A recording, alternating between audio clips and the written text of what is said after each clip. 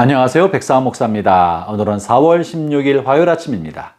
오늘도 신실한 마음으로 하나님의 말씀과 함께 하루를 살아가는 여러분 모두에게 크신 하나님의 복되시는 총이 함께 하시기를 바랍니다. 오늘 주신 하나님의 말씀은 신명기 28장 58절부터 68절까지의 말씀인데요. 오늘 본문의 말씀은 계속되는 신명기 28장의 축복과 저주의 말씀 중에서 저주의 말씀, 재앙의 말씀에 관한 이야기입니다. 이 말씀의 내용은 이스라엘 백성이 가나안 땅에 살게 되었을 때 하나님과 이스라엘 백성 사이에 계약이 형성되는데, 하나님이 그의 조상 아브라함에게 주시기로 약속한 가나안 땅을 이스라엘 백성에게 주었을 때 그들이 하나님의 말씀대로 살고 하나님 한 분을 쫓아 율법대로 살면 그들이 잘되고 복받고 형통하게 되지만, 그들이 하나님을 따르지 않고 하나님을 무시하고 우상 숭배하면 그들에게 재앙을 주셔서 그들로 하여금 하나님께로 돌이키게 하시겠다고 하시는 것이죠.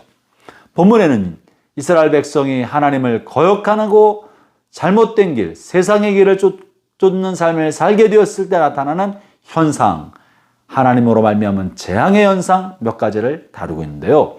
이 재앙이라는 것은 사실은 하나님이 직접적으로 그들을 심판하기 위해서 내린 것보다도 하나님의 백성을 향해 보호의 손길을 거두실 때 세상의 악과 죄악과 이 공중무지 잡은 마귀가 하나님의 백성을 괴롭히기 위하여 온갖 것으로 공격하는 것입니다. 그것이 질병이기도 하고 폭력이기도 하고 전쟁과 싸움이기도 하고 더 강력한 이방민족에 의해서 짓밟힘을 받고 세계 열방으로 그들이 흩어짐을 당하게 되는 일도 벌어지는 것이죠. 이것은 다 하나님이 직접적으로 그들에게 어떻게 했다기보다도 그들을 보호하신 하나님의 손길을 거두자, 이 세상을 이끌고 있는 악의 세력들이 하나님의 거룩한 백성들을 괴롭히기 때문에 나타나는 현상입니다. 본문에 이제 그 중에 하나 우리의 영혼의 마음에 생기는 현상을 다루고 있는 것이 있는데요. 65절의 말씀입니다. 제가 읽어보죠. 그 여러 민족 중에서 네가 평안함을 얻지 못하며 내 발바닥에 쉴 곳도 얻지 못하고 여호와께서 거기서 내 마음을 떨게 하고 눈을 쇠하게 하고 정신을 산란하게 하시리니. 만약 하나님의 백성이 하나님의 말씀대로 살지 않고 하나님을 쫓는 것보다 우상을 쫓기 시작할 때 하나님 그들에게 재앙을 주시는데, 보호의 손길을 거두실 때 나타나는 현상, 이것이 이제 재앙인 것입니다. 그럴 때 어떻게 그의 영혼과 정신세계에 나타나는고 하니, 먼저는 마음에 평안함이 없다. 다리가 발바닥이 쉴 때를 찾지 못한다. 안식이 없다는 것입니다. 사랑하는 형제자매 여러분, 성령님은 평강의 영이십니다. 우리가 하나님의 말씀대로 살고 성령의 인도하심대로 살아갈 때 평강의 영이신 성령께서 여러분의 마음을 평안하게 하십니다. 여러분의 마음에 평강을 주시는 것입니다. 그러나 어느 순간 우리가 하나님의 말씀을 거스려 육신의 정욕과 이생의 자랑과 안목 욕심대로 살아갈 때 성령께서는 우리에게 주셨던 평강을 거두십니다. 그런 마음에 평강이 없어집니다. 불안해지고 초조해지고 무언가 잘못된 것 같은 그런 마음이 생기는 것입니다. 그런 느낌이 찾아옵니다. 형제자매 여러분, 여러분이 하나님의 말씀 안에 거하고 있는지, 혹은 성령의 인도하심을 따라 살아가고 있는지, 또는 육신의 정욕대로 세상의 길로 가고 있는지를 여러분이 늘 점검해야 합니다. 어떻게 점검할 수 있습니까? 때로는 우리에게 닥치는 여러 가지 재앙을 보면서, 여러 가지 환경을 살펴보면서 내가 잘못된 것 아닌가 점검할 수 있지만, 중요한 것은, 가장 먼저 오는 것은요, 마음에 생기는 일입니다. 평강이 사라지고 마음이 뭔가 불안과 찝찝한 생각과 이러면 안 되는 것 같은 생각을 통해 하나님은 우리를 인도하시고 깨달음을 주시는 것입니다. 형제자매 여러분, 여러분의 마음에 하나님의 말씀대로 살아감으로 생기는 평안함이 넘치기를 바랍니다. 아울러 이렇게 하나님께서 재앙을 통해 하나님의 백성들에게 깨달음을 주시고 우리를 바른 길로 이끌고자 하시는데, 이 재앙이 이스라엘 백성에 나타나는 현상과 이방 민족에 나타나는 현상이 조금 다르게 나타납니다. 하나님은 가나안 땅에 살고 있는 이방 민족을 심판하려 하실 때 그들을 완전히 진멸하게 하셨습니다. 동물도 남겨두지 않고 아이도 살려두지 않도록 그 민족을 완전히 멸족시키고 진멸하도록 하셨습니다. 진멸시키는 것은 하나님의 심판입니다. 죽음입니다. 파멸이고 멸망인 것입니다. 이것은 마치 지옥불에 던지는 것과 같은 것입니다.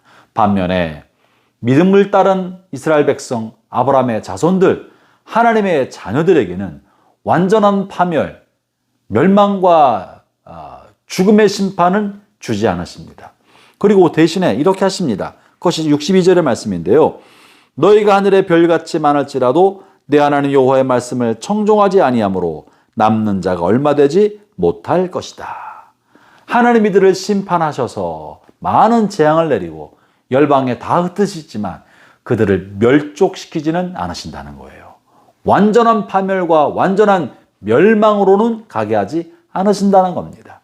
그들 중에 일부를 남겨두신다는 거죠. 그들 중에 일부를 보호하시고 지켜주신다는 것입니다. 많은 사람들에게 심판이 임하지만 멸족하게 하지는 않으시고 일부를 남겨두시는 것입니다. 이것은 선지서 여러 곳에 표현됐습니다. 소위 남은 자인 것입니다. 재앙과 심판 속에서도 남아있는 사람.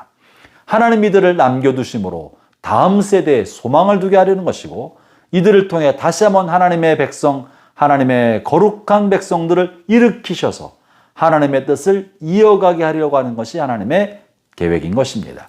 그러므로 형제자매 여러분, 때로 여러분의 삶 속에 삶이 고통과 어려움과 광야와 폭풍으로 지나고 나서 남는 것이 없는 것처럼 바닥치는 인생으로 떨어진 적이 있습니까?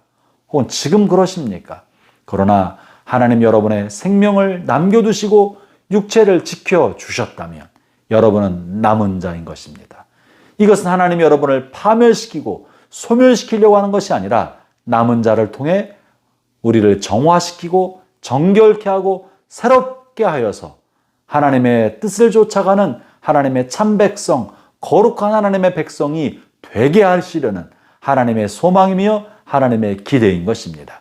형제자매 여러분, 여러분을 또 호흡을 하고 계시고 육체를 가지고 살아가고 계신다면 여러분을 향한 하나님의 소망이 여전히 남아있고 여러분을 통해 하나님의 거룩한 뜻이 이루어지기를 원하는 하나님의 간절한 바람이 여전히 남아있는 것입니다. 오늘 또 어떠한 재난이나 어떠한 아픔 속에서도 하나님의 소망 속에 살아가면서 하나님의 영광을 위해서 남은 생애를 살아가는 복된 하루의 시작이 되기를 주의 이름으로 축원합니다. 기도하겠습니다.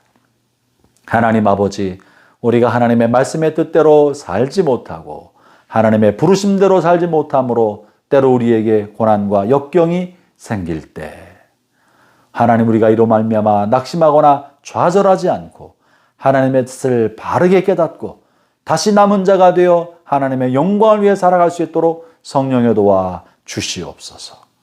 예수님 이름으로 기도합니다. 아멘.